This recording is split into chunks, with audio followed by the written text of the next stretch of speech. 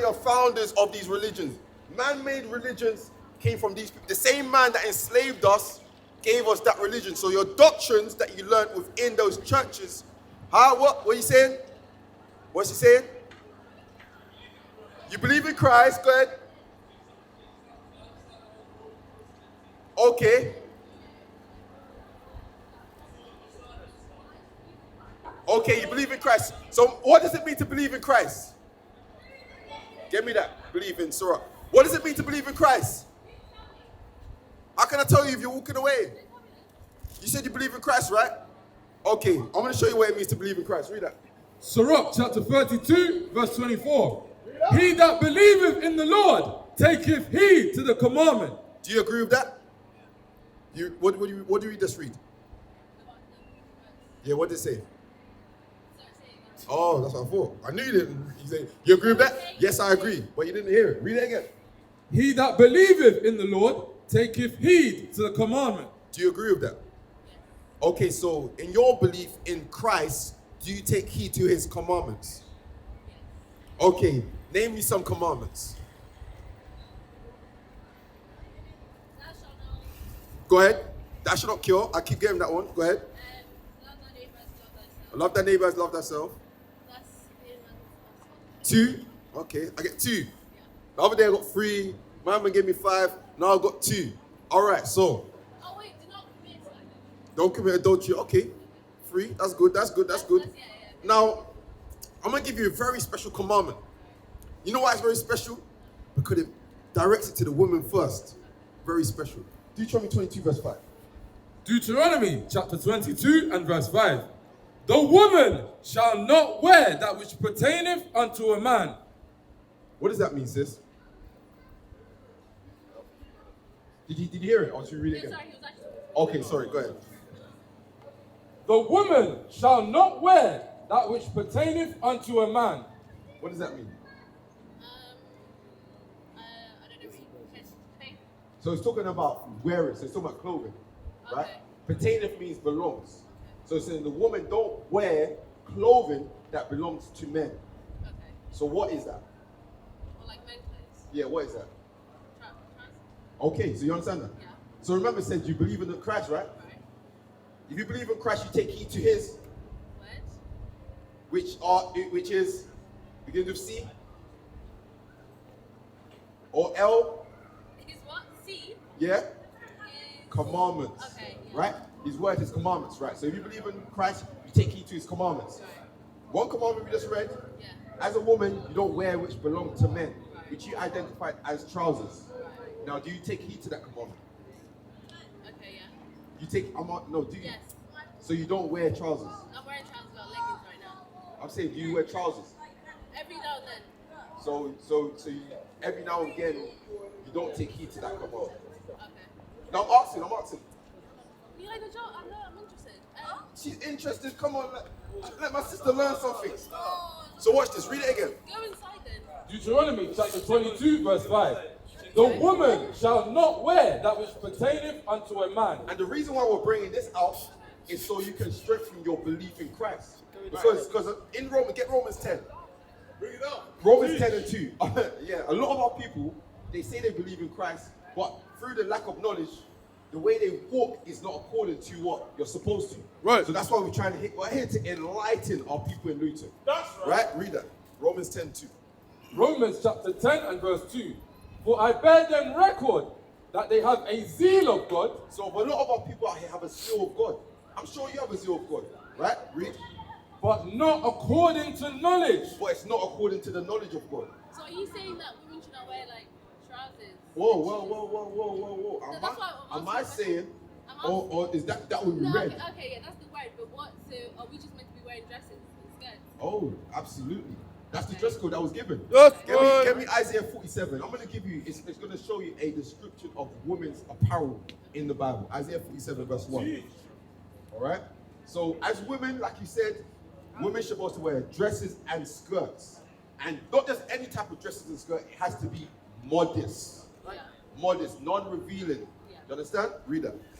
Isaiah chapter 47 and verse 1. Bring it This up. is going into a parable about Babylon. But what it's describing Babylon as a female, and look what she's wearing. Come down and sit in the dust, O virgin daughter of Babylon. Go ahead. Sit on the ground. There is no throne, O daughter of the Chaldeans. So it's describing the fall of Babylon, which is America. Read. For thou shalt no more be called tender and delicate. Because America portrays themselves to be holy. Sorry, because who? America, it's talking about Babylon, which is America today. Oh, They portray themselves to be holy. But it's saying, look, you're going to be no more called tender and delicate because they portray themselves to be a holy nation. But look, what a holy nation is this? That enslaved our people and still oppress our people. They are not a holy nation. Read. Take the millstones and grind meal. So meaning what? They're going to have to work now. Read. Uncover thy locks. So it's telling Babylon, look, because the woman covering their head was a sign of honor. When you read 1 Corinthians 11 and 4 and 5, it says, when we're praying or prophesying, women must have their head covered. Okay, so say, look, uncover thy locks. Read. Make bare the leg. Make bare the leg. So I want you to picture what we're seeing here. So Babylon had a head wrap on. She took the head wrap off. Now it's saying make bare the leg. Here's your leg. Yeah. So you're starting from what? Down and make bare the leg. Read. Uncover the thigh. Uncover the thigh. So we're seeing a description of Babylon bringing up the apparel from the leg up to the thigh up to do what? Pass over the rivers. Have you seen them old movies where the woman's in a dress and they're going through the rivers and they have to lift up their dress and they have to walk through the water so they just don't get wet? Yeah. That's what we're looking at right here. Okay. So guess what? What is the apparel? It's not trousers. Because if it's make bare the leg, uncover the thigh, they're going to say, look, uncover the thigh first because if you're going to trousers, you're going to drag it down and you drag it, but it's saying from the bottom up. So it's a dress apparel. And guess what? It's going all the way down to the leg. Yeah. So meaning it's not no short mini skirt or mini dress, it's a long skirt or dress. Get me 1 Timothy 2 and 9. So guess what? This is gonna, your application to this right here is gonna strengthen your belief in the Lord. And in the day of the Lord's return, it's gonna help you to be on the safe side. Because when he comes back, he's gonna come back and bring slaughter to the earth. Those that are disobedient to his commandments, he's going to slaughter many of them. Read that. 1 Timothy chapter 2 and verse 9. In like manner also, that women adorn themselves in modest apparel. You see what type of apparel you're meant to wear? Modest apparel. Yeah. Read. With shamefacedness and sobriety. So as well as wearing modest apparel, a woman has to conduct themselves with shamefacedness, shy. And sobriety means sober, not drunkard or high. You have to be sober-minded. Read. Not with broidered hair, or gold, or pearls, or costly array. So it's telling us the women have to adorn themselves, meaning the word adorn, do you know what it means? Do you know it? No? Okay, adorn means to make yourself more beautiful. So God is saying, you're going to make yourself more beautiful by putting on apparel that is modest and carrying yourself in a shamefaced manner. That's right. And being sober. That's how you're going to make yourself more beautiful, in contrary to how our sisters try to beautify themselves today. Because if you talk to our sisters and how they beautify, it's all about how they dress their hair. It's all about the jewels that they're wearing.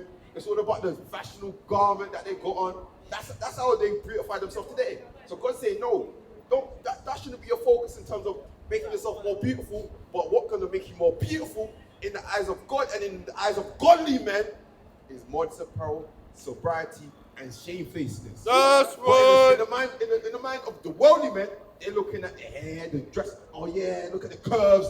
No, that's a wicked Negro. Read. But which becometh women professing. Read that verse again above. In like manner also, that women adorn themselves in modest apparel. Beautify yourself wearing modest apparel. Read. With shamefacedness and sobriety, not with broidered hair, or gold, or pearls, or costly array. So the beautifying yourself is not coming through the way you braid your hair and the jewels that you wear, but it's coming through the modesty, the shamefacedness, the sobriety. Read. But which becometh women professing godliness. So the way you profess godliness is by keeping God's commandments. That's how you make yourself more beautiful, by professing godliness. Read. With good works. With good works. So guess what? Against this, give me Zephaniah 1. The reason why we're bringing this out to you is to take you out from the fire that's coming. That's right. Because Christ's return is nigh. You see what's going on right now in Israel, the war that's erupting over there. Christ already said you're going to see wars and rumors of wars. And guess what? In the midst of the World War III that's going to happen, that's where Christ is going to pop on the scene. Oh, is that what you We're Israelites. We're the true Israelites. What country you from? You said you're Congo? Okay. You speak Lingala? Oh, come on. Bad Israel. All right, watch this. Zephaniah 1 and 8. Go ahead. Zephaniah chapter 1 and verse 8. And it shall come to pass in the day of the Lord's sacrifice that I will punish the princes and the king's children and all such as clothed with strange apparel. Do you understand what we just read there? What did we just read there? What about it? I'm going to read it again. For you. And it shall come to pass in the day of the Lord's sacrifice that I will punish the princes. So the Lord's sacrifices, when he's going to return, he's going to sacrifice many people on this earth. Yeah? So watch this. He said when he returns, he's going to punish. Not praise, not give reward to, but punish. Shalom, Israel. This is Bishop Nathaniel. I want you to know that you can view all our Sabbath classes live on IUIC TV. That's right, I said on IUIC TV. Download the app today. So we don't want you to be a part of that. We don't want our people. That's why we come out to enlighten them. Okay? So the sisters, they just said about Jesus being white. You said about Jesus being white. Is that what yeah. Do you know the color of Jesus? How do you know that?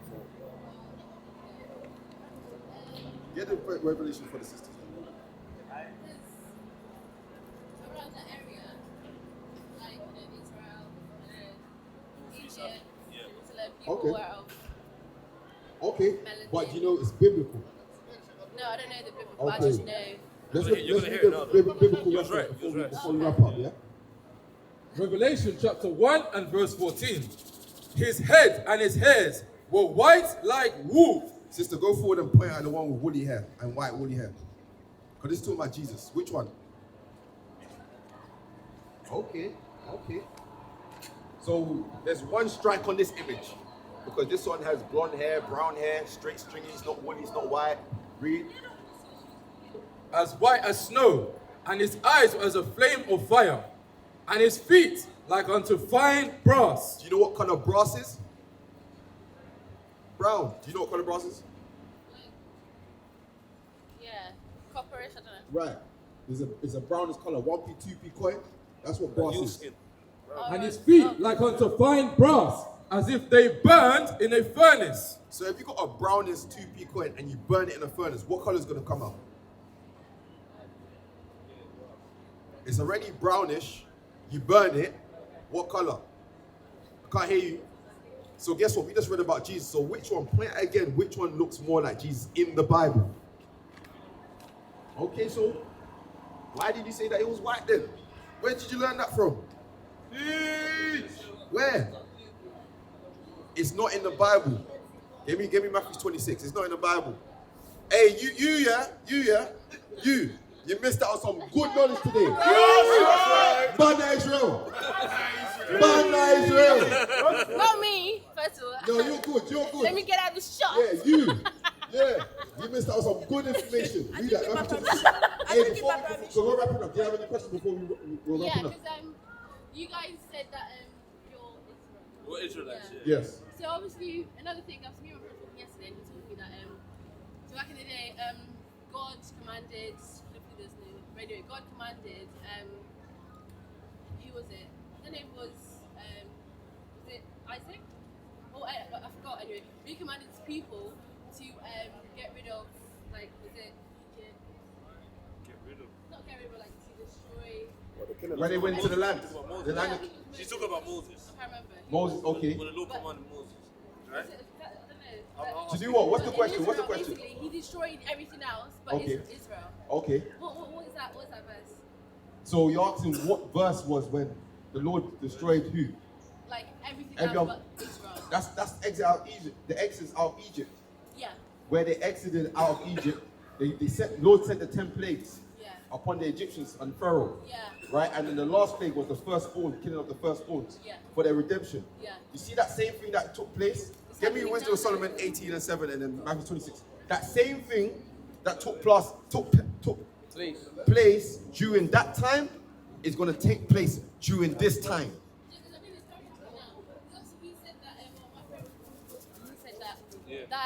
So Israel is the place, like the holy. That's the plan. That's the plan. That's like that's the land. Yeah, that's the place that God chose. That's the final. That's the place. Yeah. So like we are going to get put back in our land. And guess what's going to happen? The same thing that happened to the Egyptians is going to happen here in the UK. It's going to happen in America. The places of our captivity today, they're going to get destroyed just like Pharaoh back of old. That's right! You know what I'm saying? It's not like Judgment Day then. That's Judgment Day.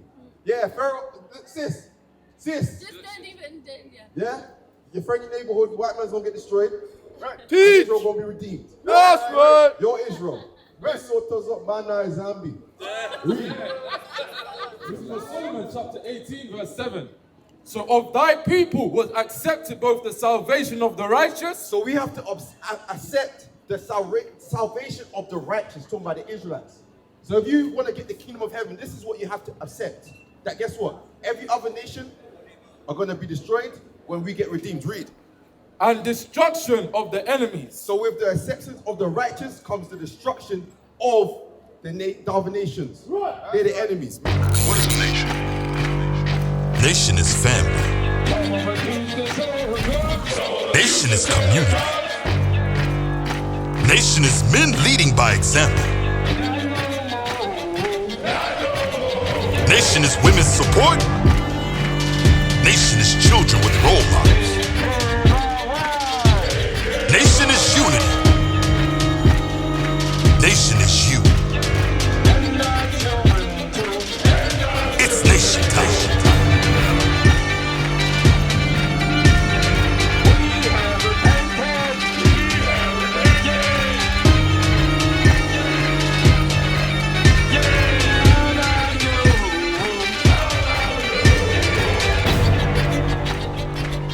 And finally, my brethren, be strong in the Lord. His word